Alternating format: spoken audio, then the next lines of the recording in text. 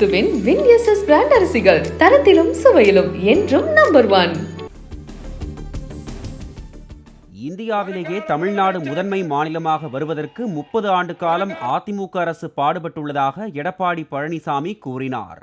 கோவை மாவட்டம் பொள்ளாச்சியில் பிரச்சார கூட்டத்தில் பேசிய அவர், தகுதிக்கு ஏற்றாற்போல் ஸ்டாலின் பேச வேண்டும் என்றும், தங்களை பற்றி இழிச்சொல் சொல்லிக் கொண்டிருந்தால் அதிமுக தொண்டன் கொதித்தெழுவான் என்றும் தெரிவித்தார். நாங்க கஷ்டப்பட்டு 30 ஆண்டு காலம் சிறப்பான ஆட்சி அடைத்து பல்வேறு திட்டங்களை கொண்டு வந்து நிறைவேற்றி இன்றைக்கு அதிமுக ஆட்சியிலே நிறைய நன்மைகள் மக்களுக்கு கிடைத்திருக்கின்றது, கிராமத்திலிருந்து நகரம் வரை.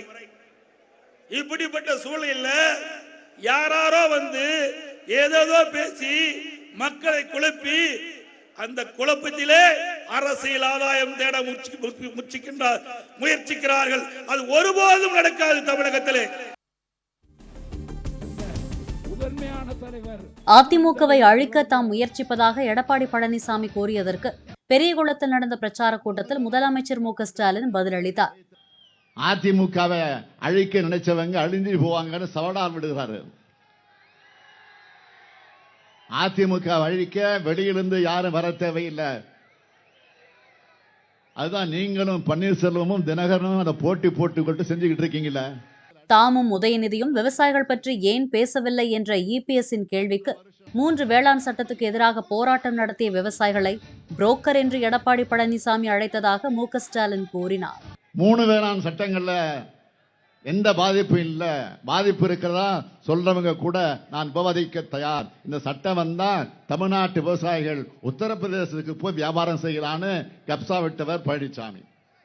போராடின விவசாயிகளை அவங்க விவசாயிகளே இல்ல புரோக்கர்னு சொன்னார். ஆக விவசாயிகளை புரோக்கர்னு சொன்ன அரசியல் புரோக்கர் தான் பழனிசாமி.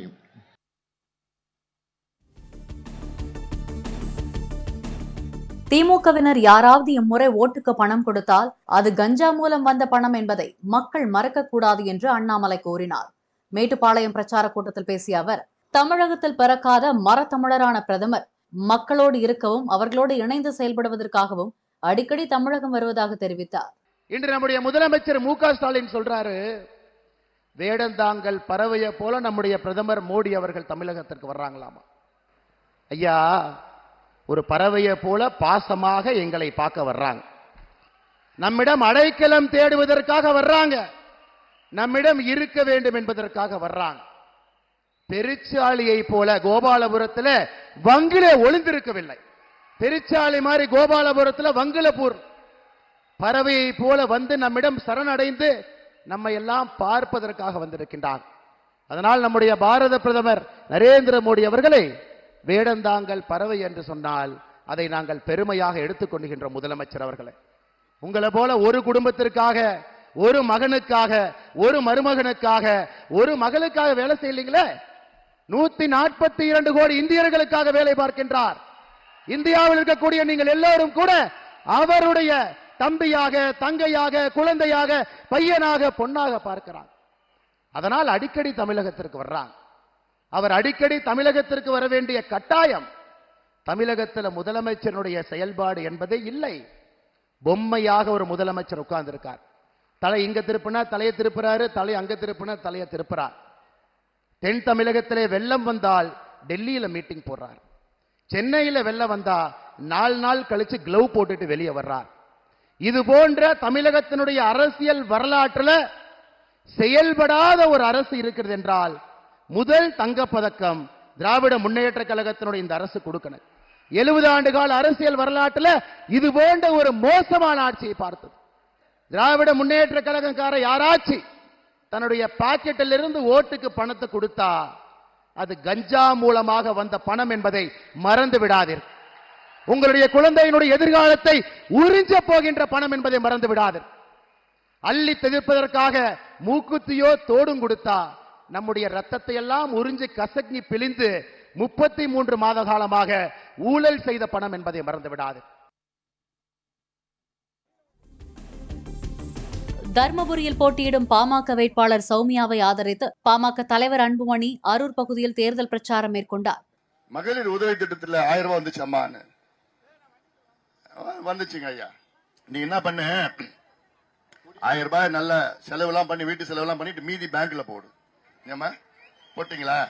யார் சொல்றது தெரியல, முதலமைச்சர் சொல்றாராம் 1000 ரூபாய் வீட்டு செலவுலாம் வச்சுக்கிட்டு மீதி பேங்க்ல போட சொல்றாரு முதலமைச்சர். நான் நினைக்கிறேன் 1924 இருக்கு. வாக்காளர்களுக்கு பணம் கொடுப்பதில் அதிமுக முன்னாள் அமைச்சர் KP அன்பழகன் PhD படித்துள்ளார் என்றும் 3 முறை அமைச்சராக இருந்தும் தர்மபுரிக்கு எதுவும் செய்யவில்லை எனவும் அன்புமணி விமர்சித்துள்ளார். அதிமுக அமைச்சரா KP அன்பழகன் இருந்தாரு, இப்ப பாலக்கோடு சட்டமன்ற உறுப்பினரா இருக்கிறார். எலெக்ஷன் வந்துச்சுன்னா 500 ரூபாய் கொடுக்கறதுல அவர் மாதிரி யாரும் பண்ண முடியாது. PhD நல்ல PhD வாங்கியிருக்காரு. அதுல கிளீனா ஸ்கெட்ச் போடுவார். யார் யார் எங்க எப்படி காசு கொடுக்கணும், எங்க கொடுக்கணும், என்ன மாதிரி ரூட்ல கொடுக்கணும். இதுதான் அவங்க செய்யற அரசியல். 5 முறை MLA அமைச்சர். என்னையா பண்ண இந்த மாவட்டத்துக்கு? அமைச்சரா இருந்தே 3 முறை. என்ன பண்ணிருக்கா நீங்களா?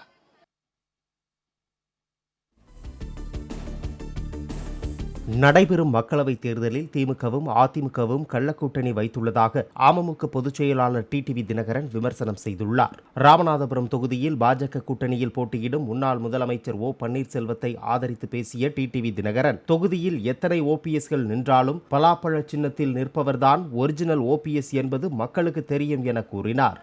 ஸ்டாலின் என்ன சொன்னாரு? கொடைநாடு கொலை வழக்கில் யாரு சம்பந்தப்பட்டாலும் பிடிச்சு போட்டுருவார்ல, ஏன் பிடிக்கல? அது மாதிரி முன்னாள் அமைச்சர்கள் மேலெல்லாம் தனி நீதிமன்றம் அமைப்பேன் இப்படி இஞ்சி பரப்பா வைக்கிற மாதிரி பேசிவிட்டு, ஏற்கனவே தான் தனி நீதிமன்றம் MLA MPக்கு இருக்க, இவர் இன்னும் தனியா அமைப்பேன்னு சொல்லிட்டு முன்னாள் அமைச்சர்கள் மேலெல்லாம் வழக்க போட்டுட்டு கம்முன்னு இருக்காரு. மக்களுக்கு சுத்தமான தரமான குடிநீர் வழங்க கூட இன்னும் நடவடிக்கை எடுக்கப்படவில்லை என்று சீமான் தெரிவித்துள்ளார். கோவை தொகுதி நாம் தமிழர் கட்சி வேட்பாளர் கலாமணியை ஆதரித்து சிங்காநல்லூரில் பரப்புரை மேற்கொண்ட போது பேசிய அவர், மாற்றம் என்பது சொல்லாக அல்லாமல் செயலாக வர வேண்டும் என்றார். வாழுகிற இந்த பூமியில் தண்ணீரை பாதுகாத்து தரமான தண்ணீரை குடிகளுக்கு கொடுக்க, சுவாசிக்கிற காற்றை, தூய காற்றை சுவாசிக்க மக்களுக்கு வாய்ப்பு ஏற்படுத்த அதுக்கு முயற்சிக்காத அரசு சந்திர மண்டலத்தில் மனிதனை குடியேற்றுவதற்கு நீர் இருக்கா காற்றுக்கா என்று தேடுது என்றீங்களா? மாற்றம் என்பது சொல்லாக இல்லாமல் செயலாக வர வேண்டும். நாங்கள் வெற்றியை துரத்தி கொண்டிருக்கோம். ஒரு நாள் அது சிக்கும். ஓடி பிடிக்கிற ஆற்றல் வலிமை எங்களுக்கு இருக்கு. அவர் ரொம்ப நாள் தப்பிக்க முடியாது. காங்கயம் முத்துவின் வின் SS பிராண்ட் அரிசிகள் தரத்திலும் சுவையிலும் என்றும் நம்பர் 1.